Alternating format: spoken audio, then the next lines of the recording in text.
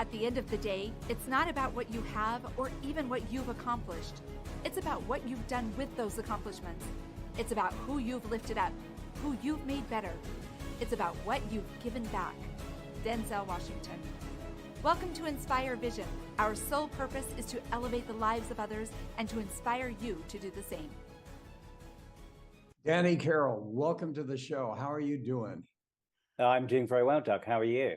Hey, I'm doing great. Thank you. I am so pleased to have you on the show. You know, I get different people on, but this is a topic that I think is just fascinating. And when I was reading a little bit more about who you are and the book that you've written and so forth, it's like, wow, I've got to have you on the show.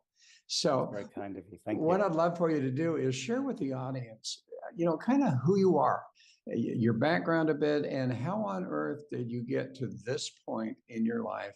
And then we'll talk about your experience. Okay. So I'm British, as you might have guessed. I currently live in Bombay in India, and I've been resident here now for about 28 years. I came here from the UK on a 6-month posting, and I'm still here. That's wonderful. You know how it happens, right? So I spent the first half of my life. I grew up in London. I finished my education at the London School of Economics. I actually trained in law originally.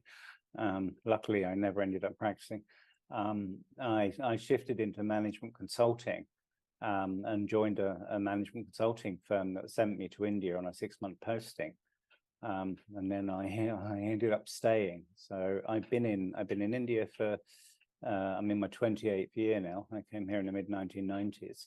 I'm a businessman. I came here in management consulting. I've spent the last 30 years in management consulting, asset management, and venture capital. So I've spent my last 10 years working in venture capital, in B2C venture capital. Brand building is my joy in life from a business perspective, consumer brand building. Over the last 20 years, as a side hobby, I have been studying cancer. I had a very unfortunate experience about 18 years ago, where I had a friend in Bombay who was diagnosed with cancer. She didn't have the money for the cancer treatment, so I ran a marathon to fund her cancer treatment, and raised a lot of money, which she was delighted with. And then, I mean, when she went into hospital, Doug, she looked fine to me, frankly. But anyway, they said she had cancer and whatever. She started chemotherapy, and she used to message me from hospital saying that she didn't know what the doctors were doing, but it felt like they were putting poison in her veins. And I knew no better at that point, so I strongly encouraged her to continue with treatments. And after 3 rounds of chemo, she died, and I was devastated. Right? I mean, I both funded and ensured her compliance to treatment, and felt a great deal of responsibility for her dying. So at the time, I said to myself, I was in my early 30s. I said, okay, I'm going to search the ends of the earth to find a better solution to cancer. And this is the start of the outcome. This is my first published book. This is called Terminal Cancer is a Misdiagnosis. It's hit number 1 in 11 categories on Amazon. It got awarded the gold medal in the 2023 Global Book Awards, and it in the category of medical books. So it's being received extremely well. And this is the first book in a 500+ book series. This is an introduction to the medical discoveries of a German medical doctor that I found about 11 years ago. And I'm in the process of writing a 500+ book series, including books like this. This is my book on breast cancer. So I'm now writing 1 book on each disease, so that I can make these medical discoveries accessible. Well, and have you ever personally experienced cancer? Yes, I've had lung cancer and a collapsed lung. I've had testicular cancer. I've had cancer in my jaw here in 2019. I currently have skin cancer. My back is covered with what would be diagnosed as melanomas. After COVID, I had bone cancer in my left arm and my left shoulder. So I've had plenty of it, Doug, yes. Yes, and you know what I find interesting, Danny, is that we all come in a different level of profession, whatever that happens to be, and yet there are those that kind of move in addition, as you have done, in addition to your profession itself. All of a sudden, you're doing all of this research and doing these types of things, and the research that you've done, and obviously you've experienced it personally. Have you found that the things that you're writing have literally helped you with your cancer? Oh, Doug, I mean, by conventional standards, I mean, I should have been dead like at least 5 times from now, and I'm not. I know how to over the course of the last 11 years. I've not only learned how to use my conscious mind to switch off cancer, but also to switch off the pain from cancer, and to switch off the pain from everything. So whether it's bad back or whether it's crippling stomach cramps from ulcerative colitis, or whether it's itching from eczema. I mean, it's these medical discoveries, Doug, are truly extraordinary. Well, and it's so fascinating, in the US, there's such a focus on not necessarily prevention, but medication and surgeries for the cure and so forth. And one of the reasons that I really started wanting to talk about these type of subjects was that as I started to learn a little bit more about meditation, as I've come here to Thailand, and I'm here for 6 months, and all of a sudden I'm hearing these stories about the healing capabilities through meditation, through all of these types of things that have nothing to do with surgeries, have nothing to do with medications per se. And I thought, you know what? People need to hear this. And it's not easy, I'm sure, to get into it, but they need to hear that there's a possibility of approaching these diseases in a different way that might be even more healing for them. And so, you've kind of had an 18-year journey of this. I'd love for you to share the understanding that you've started to develop between the cause and the solution of cancer, as well as other things. If you could get started on that, that would be great. So I started this journey in 2005, after 2004, 2005, after this experience of my friend dying. So I spent 7 years. I got up to 2012. I was studying everything, Doug. I mean, if you go online, you'll find I did a TED presentation on nutritional healing in 2010. When I was studying nutritional healing, I was studying emotional healing via an English healing remedy called the Bach flower remedies. I studied spiritual healing, I studied energy healing, but the problem I had is in all of these modalities is that I'd always been in a situation where you've got two people, exactly the same diagnosis, you put them through exactly the same protocols, and one lives and one dies, right? I was one of those really annoying kids, right? Who would always say, why? And my parents used to hate it, right? And I'm still like that, right? I'm an annoying adult, right? Because I don't like it when there is no logical answer that can tell me why something happens and why something doesn't happen, right? So what happened in 2012, I had a cathartic healing experience that changed the trajectory of how I was looking at this problem. So in 2012, I had my entire body was riddled with golf ball sized knots for a 6-month period, right? My calf muscles, my thighs, my arms, my back. I literally had like these golf ball sized knots in my muscles, right? And what I was going to the physio, and they would iron out these knots, right? Now I don't know whether you've ever experienced this before, and I hope you haven't, right? But what the physio does is they get their elbows and they like iron. Oh yeah. They iron these knots. They iron these knots out. In fact, I even went to Thailand once when I had these knots in my muscles, and this beautiful young Thai girl who was like walking up and down these knots in my muscles said, "Oh, you're a very strong man. Most people cry." Yeah, I've had a Thai massage. I know what you're talking about. So, and what happened? I had a very interesting challenge in my life at that point, Doug, where I split up with my ex-wife in 2011, and I was in a new relationship with an American diplomat, and she'd been posted to Bombay for 2 years, and her next posting was in Santiago de Chile. So we'd agreed that when she left Bombay, that we would just terminate our relationship, right? I mean, nobody in their right mind has a long distance relationship between South America and that to Chile, right? And South Asia. So we got to the weekend before she was due to leave, and we got into a difficult situation. It was a relationship with no pressure, no commitments, no expectations, right? So in that type of environment really encourages really deep bonds, right? Because there's no expectations on the relationship. So we'd become soulmates.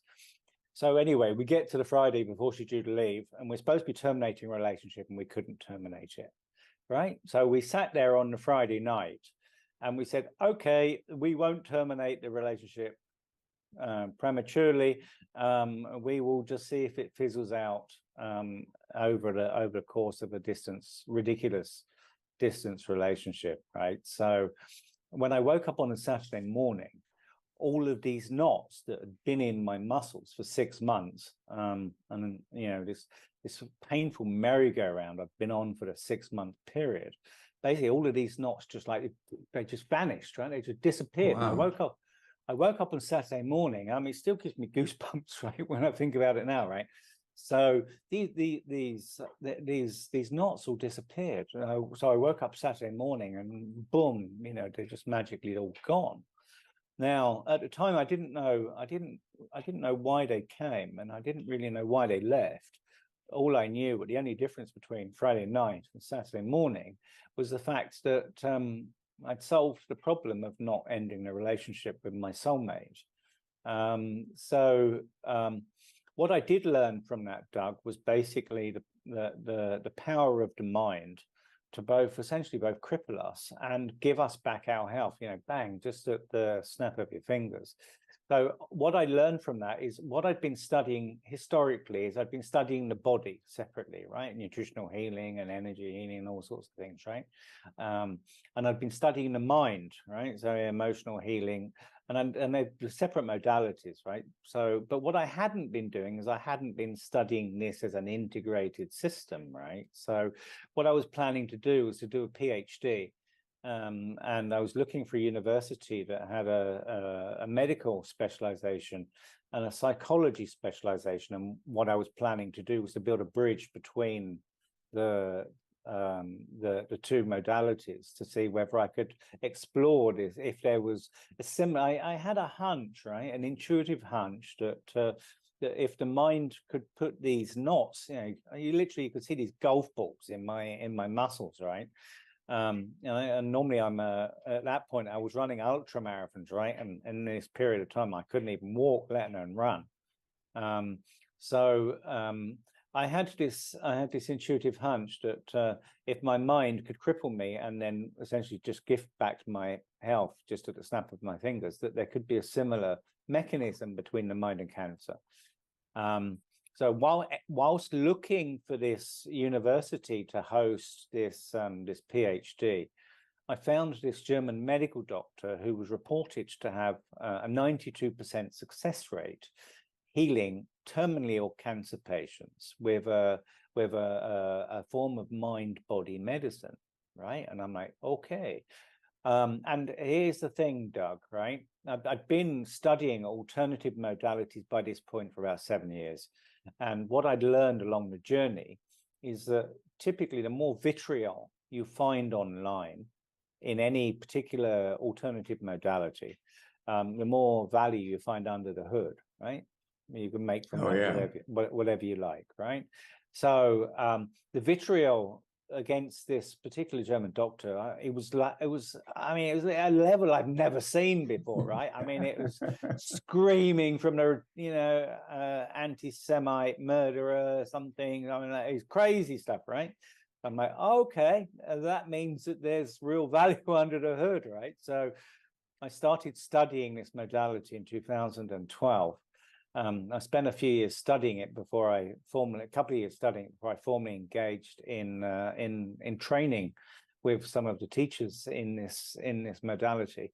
And my first real test of this medical science came in 2015.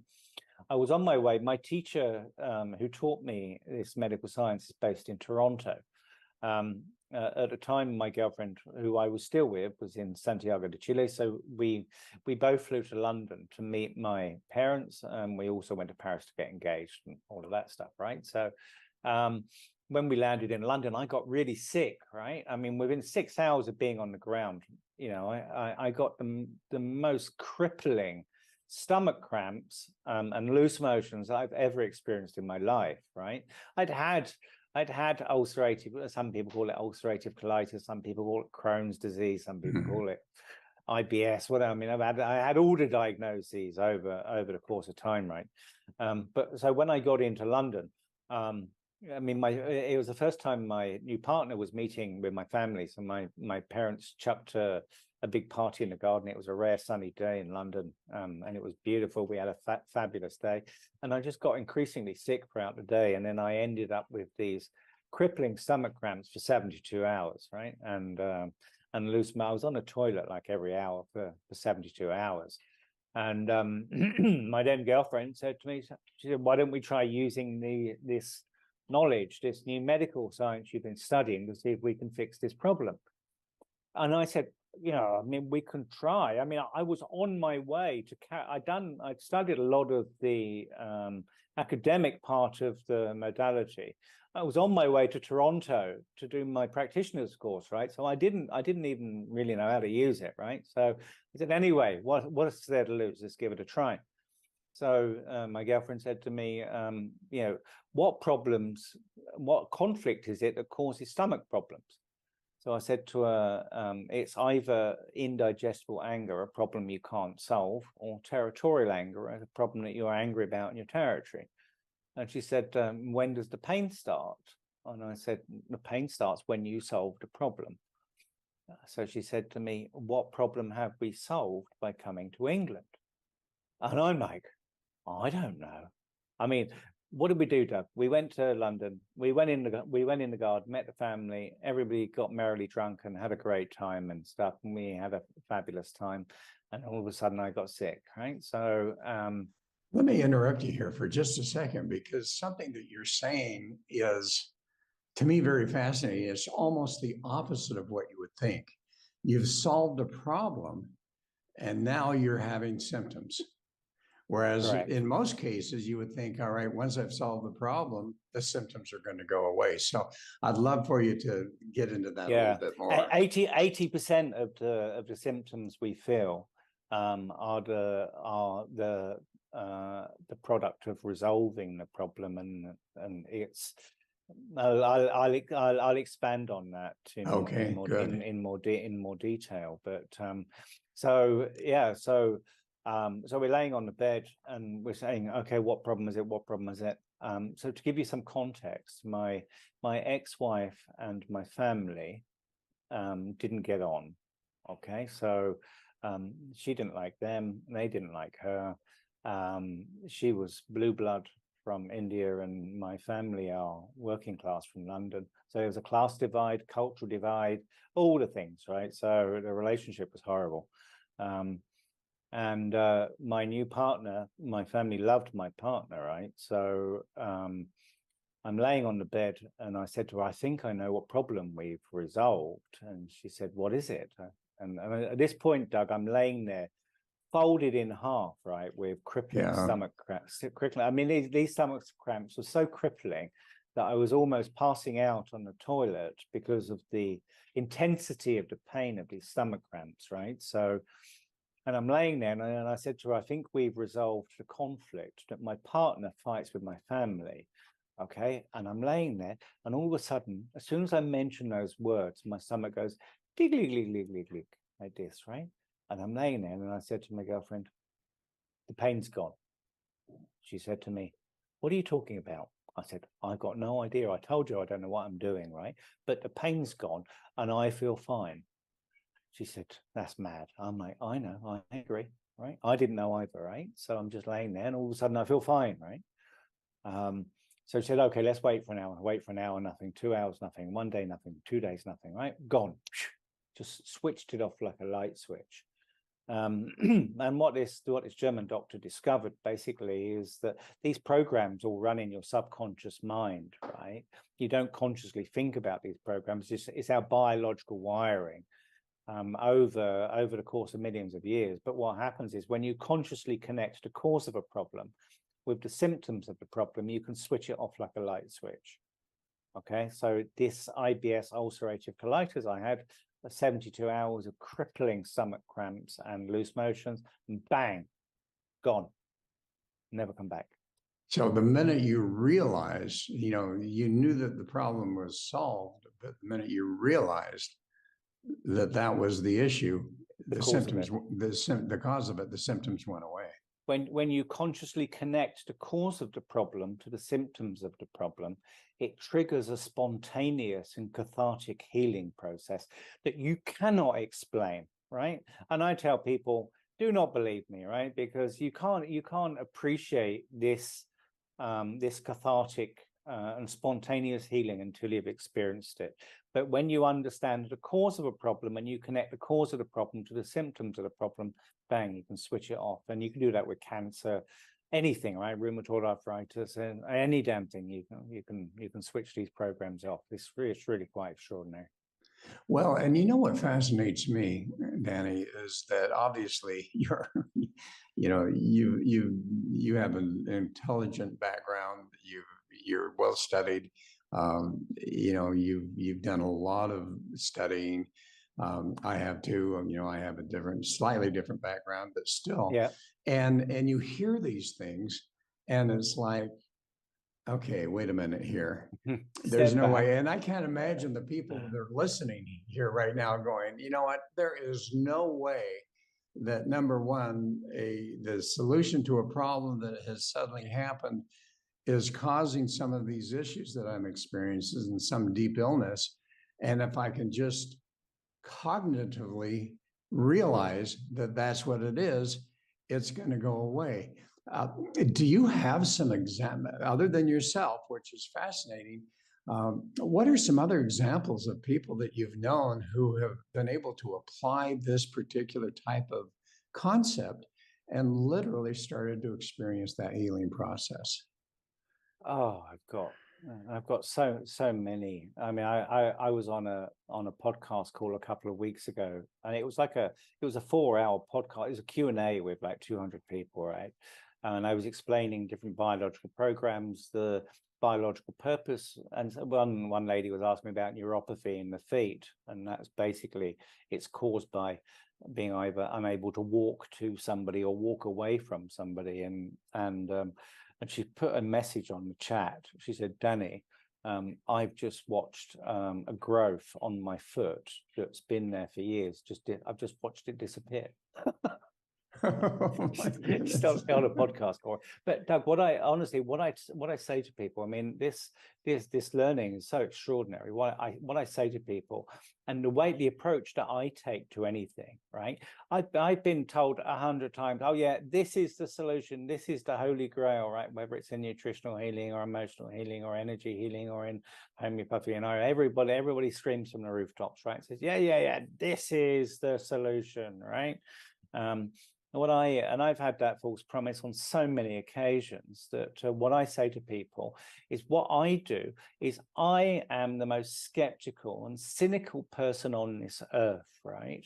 And the approach that I take to anything is if I hear something that is interesting, the approach I take is I don't believe anything that anybody tells me, right? And you should not believe anything that I'm telling you until, if you decide it's interesting enough to look into, until you have personal experience of switching off one of these biological programs, right? I mean, I have doctors coming to me, right? I had a doctor 2 weeks ago come to me, and she had very crippling hip pain, right? And the hip pain is caused by a problem that you can't endure, right? So we went through, and I went through to help her to diagnose what caused the hip pain, and it was a fight with a husband and something, whatever, right? So, and I said to her, if you tell your hip pain, oh, okay, I know my hip is paining because I had that fight with my husband. It was a problem I can't endure, and now I've solved that problem. My hip is healing, and therefore it's painful.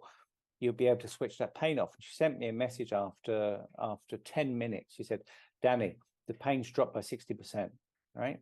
And then she sends me a 15 minutes later, she said, Danny, the pain's dropped by another 20%, right? She wakes up the next morning, she said, Danny, pain's 95% gone. And she's like, wow. She's like, wow.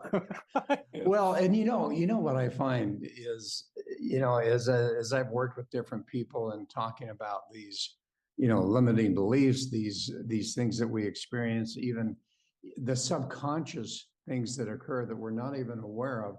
The most difficult thing for people, including myself, is to be able to do that introspective work and figure out what is causing this behavior, what is causing that behavior, or with what you're talking about right now, what's causing that pain. All right, I have shoulder pain. You know what? I got knee pain. So in your book, do you talk about what the actual causes are per symptomology? And is that kind of what Dr. Hammer actually did? And so this book, Doug, is an introduction to Dr. Hammer's medical discoveries. Okay. I'm writing these books. I mean, I've been studying this body of knowledge for the last 11 years, right? And I still feel like I've barely scratched the surface, right? So this book is an introduction to those medical discoveries. And now I'm in the process of writing a 500+ book series. This is my breast cancer book. This is my testicular cancer book. This is my book on dermatitis. And I got one on IBS. And I got, like, now I'm lining my next one's on lung cancer, right? So, but if you go to my website, right? My website is danny-carroll.com. So that's my name, and my surname is the Irish name. Let me spell that for the audience that are listening just to a podcast rather than watching the video. It's DANNY hyphen CA. Oh, dash, yeah. So yeah, DANNY dash CARROLL. Danny Carroll.com. All right. Danny-Carroll.com. Now, when you sign up, you'll download a free 400-page ebook, right? Which is the entire body of Dr. Hammer's medical discoveries in one place, and the best translation of his body of work into English, right? So if you download that book and you just put in there, now that what Dr. Hammer did, Doug, and it's truly extraordinary, is he identified the life cause of every cell in our body. So if I've got a shoulder pain, what causes it? If I've got a knee pain, what causes it? Okay. If I've got a lower back pain or a middle back pain or a neck pain, what causes it? And you've got the entire biology of every organ, of every cell in our body, of the life cause for every problem that you can, including psychoses, right? Bipolar, schizophrenia, nymphomania, all of that, all done, covered. What causes it? How to fix it. Amazing. Okay, my shoulder pain. Now, I know that after 21 years of dentistry, one of the things that they discovered, and it was fascinating, I literally had to quit, because my shoulders were so bad and I developed some neurological issues. And, you know, I look back at that and think, okay, what was the cause of that? And the research came out about a year after I had to sell my practice that dentists nowadays, you know, it used to be you'd stand up and do your dentistry, so they had major lower back problems. What they discovered once we started sitting down, lifting our arms and doing all of that, all of a sudden these shoulder problems came about. So from a medical standpoint, it's like, okay, well, that makes sense to me. Now, what you're talking about, No, shoulder, nothing to do with it. what caused my shoulder problems? Just so movement increases strength, right? If you lift weights, your muscles get bigger. Right. If you run, you get stronger, cardiovascular, legs, everything, right? So the concept that that activity causes problems is incorrect, right? So shoulder pain is basically what's called a care conflict. Okay, now whether this depends on your laterality, which way your brain is wired, whether you're right brain wired or left brain wired, right? So if you are right brain wired, your left shoulder gets affected by conflicts with your mother and your children, and your right shoulder gets affected by conflicts with everybody else. And what a care conflict basically means is I'm a bad father, I'm a bad child, I'm a bad brother, I'm a bad husband, I'm a bad boss, I'm a bad something.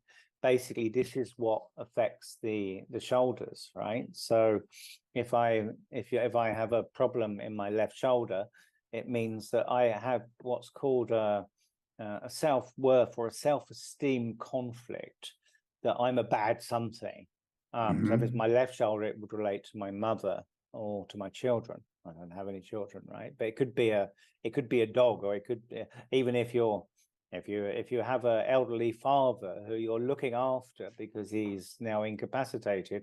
I mean, your father that you're treating like a child could also affect your left shoulder or your right, or both, right? But okay, but that's for right brain. What about for left brain? Left An brain entirely is different thing. Just the opposite, right? So if you're left brain wired, then your right shoulder will get affected by relationships with your mother and your children, and your left shoulder will get affected by everybody else. Now that's the black and white, right? And there is the gray bit. The gray, it depends on the content of of the relationship, right? So, you know, say your father, if you're left brain wired, your father would normally affect your left shoulder.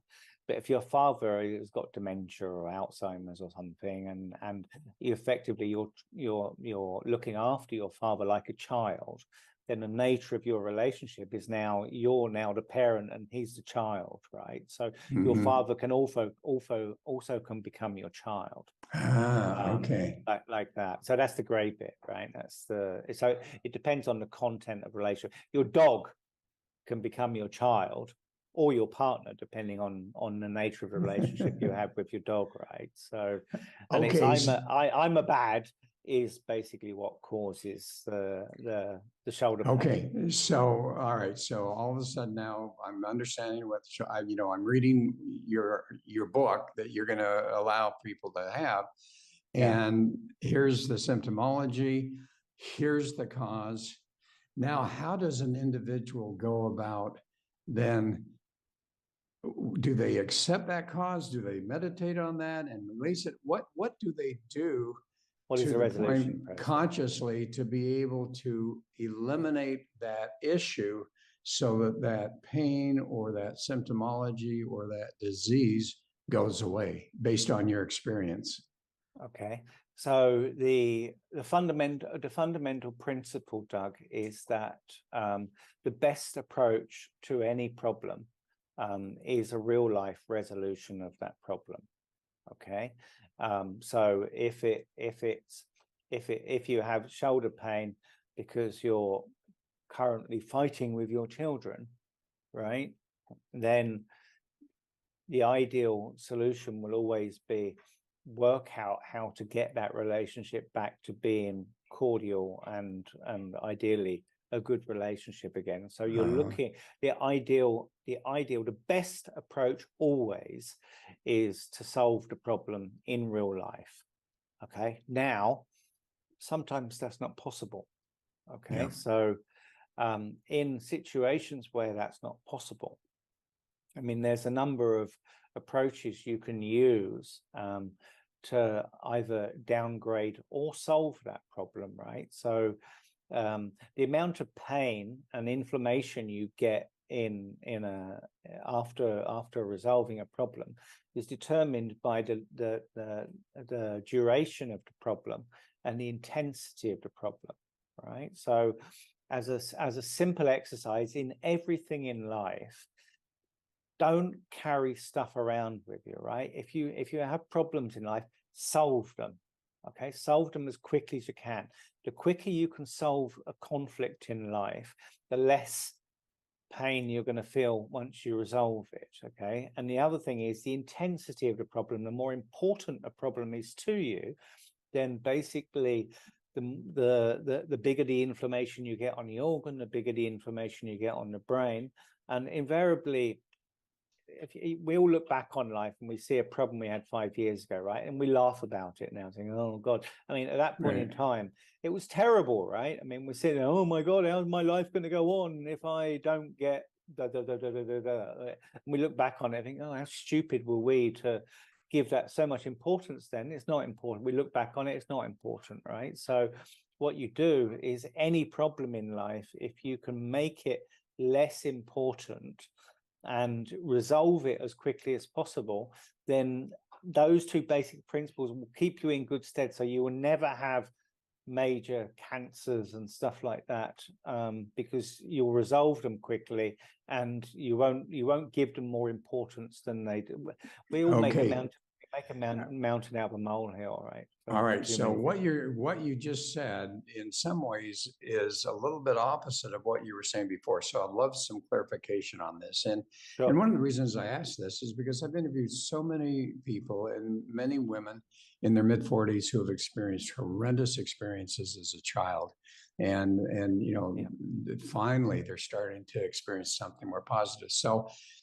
So if I solve, you said when you got to the airport, you literally realized you had solved the problem, or at least you had solved the problem, maybe not consciously, and therefore the symptoms began. So when I started experiencing shoulder issues, does that mean that I had literally solved the problem?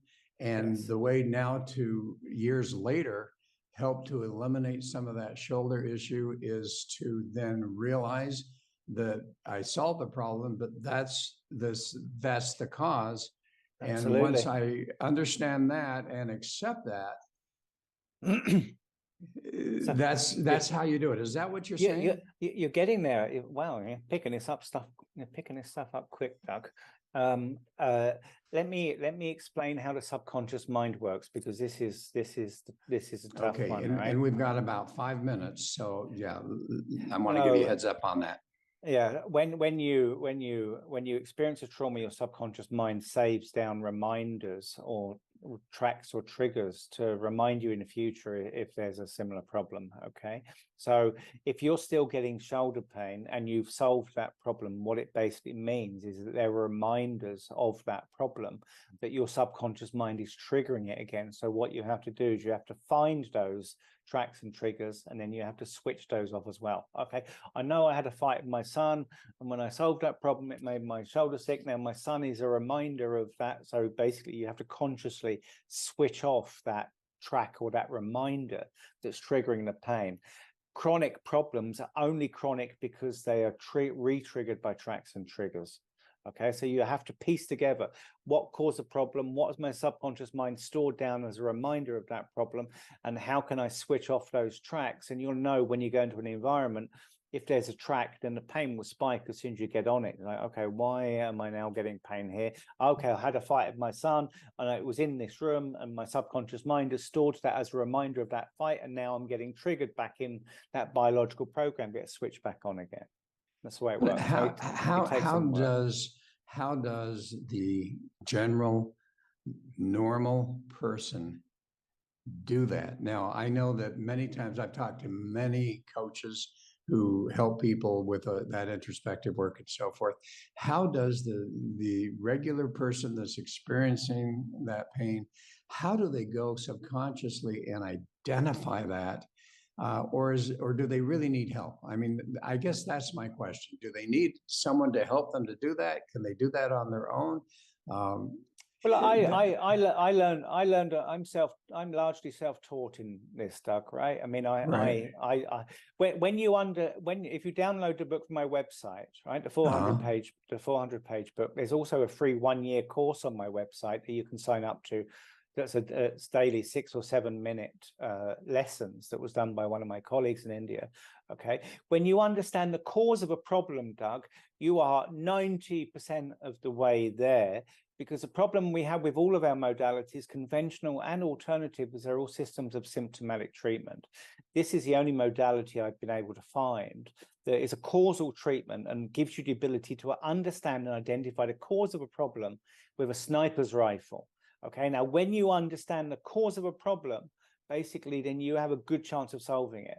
Once I've got these 500 books written, and any problem you have, you can pick up the book and within an hour, you can understand it and solve it. Now, some people still can't solve their own problems even once they understand the cause of it and how to solve it, even if I tell you, right, step by step, 1, 2, 3, 4, 5, just give you the process. And in that case, if you still have problems, then you come to me or you go to one of the thousands of practitioners in this modality, which is called Germanic healing knowledge or Germanic new medicine. You go to one of those practitioners and they will basically guide you. It's a difference between knowledge and wisdom, Doug, right? I mean, knowledge, I understand theoretically how to do it. Wisdom, I've done it 100 times, and basically there I know how to solve that problem. I mean, it's a learned skill, and it's a learned skill we should learn at the age of 4 or 5. If you don't start it at the age of 4 or 5, then the best time to start learning is now. Okay, and that Germanic healing knowledge is Germanic Knowledge,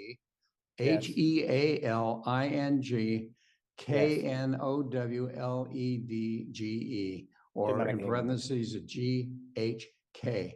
And you're one of those, but you say there are thousands of. You go to the resource page on my website, and there are links that give. There are links there to give to practitioners all around the world.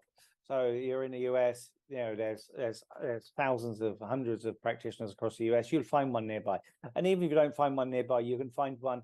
Most of my calls I do via video conferencing and stuff, right? I help people all around the world, and I've Oh, well, hey, I'm in Thailand. You're in India. Yeah, it doesn't matter anymore, Doug, right? You get on a video call, a WhatsApp call, a Zoom call, whatever, Skype call, whatever, and you can speak to somebody, you can solve the problem, yeah?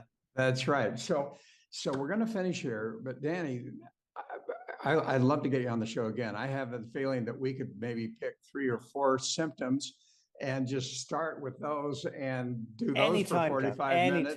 Anytime. Go on some more. Anytime, Doug. Would be an absolute honor.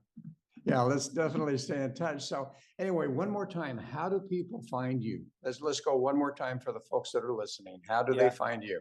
This book's on Amazon. Terminal Cancer is a Misdiagnosis. It's in audiobook, Kindle version, paperback, and hardback. It's also available on my website. My website is danny-carroll.com. That's my home base. I'm building a community to write these 500 books, which I'm building the tech for now. So if you want to come in and learn to learn this modality and also help to write books on the subject and help the rest of the world, then come and join us. I mean, it will be a pleasure to have you. That's wonderful. And Danny, this has been an amazing interview. Thank you, because we're talking about things, you know, there are secrets of the universe that people just don't even know about. And so amazing. It's so amazing. And it is amazing when you come up with things like this, where there's such knowledge available, number one, and number two, where the actual healing process is occurring. Yeah. That, you know, there's so many different ways that this can happen, but here's a way that people can literally reach out and discover and see if it can work for them. Absolutely. And so thank you so much for being on the show. I really appreciate it. God bless you, my friend. I've really enjoyed it. You too. And folks, thanks for listening. Please join us again.